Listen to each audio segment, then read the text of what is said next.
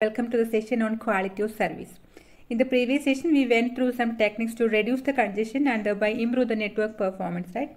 However, with the growth of multimedia networking, the basic measures of service quality is not enough, but the applications are demanding for a good quality of service in any circumstance. So now we will focus on how to provide a quality of service as per the application requirements. So before moving into that area, let us think what are the different parameters which decide this quality of service of a network. So the parameters are reliability, delay, jitter and bandwidth. So these four parameters determines the quality of service offered by a network. So you are already familiar with reliability, delay and bandwidth, right? Jitter we will discuss now. And after that we will see different applications and what are the different requirements raised by these different applications on these four different parameters. And finally, we will discuss different techniques to ensure that such a quality of service is provided by this network to that applications. Now, the reliability determines how much error-free the network is. Delay determines how fast is the network. And the bandwidth determines how many bits can be sent per second over the links. And coming to jitter, jitter is the variation in the packet arrival times. Just for example, here you can see there is a steady flow of packets. Between every pair of packets, the time gap is the same, right? Usually the sender will send the packets in a continuous flow, okay? And due to some congestion and all, at the receiver, the data packets may arrive at different times. And the time gap between these successive packets may be different. The variation may be different. Just for example, here you can see that the first and second packet, there is only a small gap, maybe 1 millisecond. And between this second and third packet, the time gap is more, right? Maybe 4 milliseconds, say. And here from third and fourth, it is about say 10 milliseconds. So this variation is actually called jitter.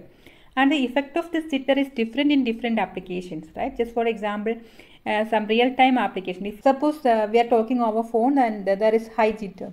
And so first word reaches in time, the second word reaches after say 1 second. And the third word reaches after 3 seconds. In that case, the conversation will be annoying, right? So in that case, jitter is having a great effect. Whereas in some other applications like file transfer and all, this jitter is having not that much effect.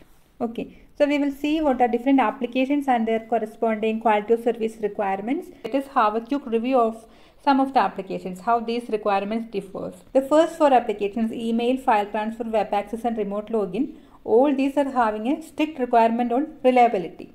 So how to achieve this reliability? Of course, using the checksum and all, we can achieve a good reliability, right? So a checksum will be included with every packet and this will be verified at the destination, and if there is a mismatch, that corresponding packet will be retransmitted. By doing this, high reliability can be ensured. Whereas the next four applications, audio on demand, video on demand, telephony and video conferencing, they can tolerate errors, right? So checksumming is not used here.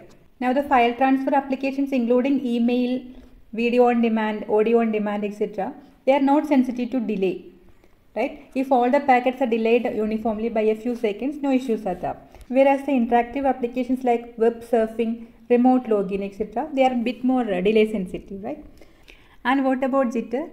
Yeah, the file transfer applications like email, file transfer are not sensitive to jitter. Whereas this remote login is somewhat sensitive, jitter sensitive, right? Whereas real-time applications like audio on demand, telephony, video conferencing and all are highly sensitive to this jitter. Right? Just for example, if a user watching a video over the network and the frames are all delayed by exactly 2 seconds, no issues, right? But if the transmission time varies randomly between 1 and 2 seconds, the result will be terrible. For audio, the effect of jitter will be more. A jitter of even a few milliseconds will be clearly audible in case of audio. Finally, the applications differ in their bandwidth needs. Just for example, with email and remote login not needing much bandwidth, right? But video in all forms needing the bandwidth in a great deal. Now let us see different techniques to achieve this quality of service. So the techniques are over provisioning, buffering, traffic shaping, resource reservation and admission control. So in this session we will see the over provisioning and buffering, and the remaining we will see in the forthcoming sessions. So the first technique is over provisioning. As the name suggests, provide so much router capacity, buffer space and bandwidth so that the packets can just fly through this network easily. The trouble with this solution is, of course, it's expensive. To some extent we can say that telephone system is actually over provisioned. Usually the chance of getting a network busy tone is rare in case of telephone, right? If we call someone, usually we will get the dial tone itself. This is because so much capacity is available there that the demand can always be met. And next solution is buffering. So in case of this buffering techniques, the data packets can be buffered on the receiving side before being delivered. So of course this buffering will not help in reliability or bandwidth, right? It won't increase the reliability, or it won't increase or decrease the bandwidth. Surely it increases the delay, right? Because the packets are getting buffered in the receiver before delivery. But it definitely smooths out the jitter. That's the benefit here. So jitter parameter is improved using this buffering technique. For audio and video on demand, jitter is the main problem, right? There this technique helps a lot. So we can see an example here. We can see here there's a continuous flow of packets from the sender, but these packets are being delivered with substantial jitter. You can see here the time gaps. The time scale is in seconds. So packet 1 is sent from the server at time 0 second and arrives at t equal to 1 second. Packet 2 undergoes more delay, right, and takes 2 seconds to arrive at the destination.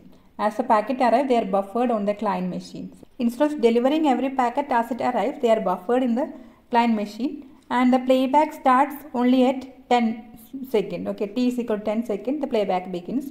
At this time, packet 1 through 6 is already there in the buffer, right? So they can be removed from the buffer at uniform interval to smooth out the play. About packet 8, this is a slot for packet 8 in the playback, right?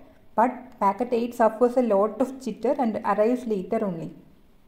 So this will create an annoying time gap in the music or movie, right? This problem can be reduced by delaying the starting time even more, although this requires a larger buffer, right? So commercial websites and all that contain streaming audio or video all use players that buffer for about 10 seconds before starting to play to avoid such jitter problems.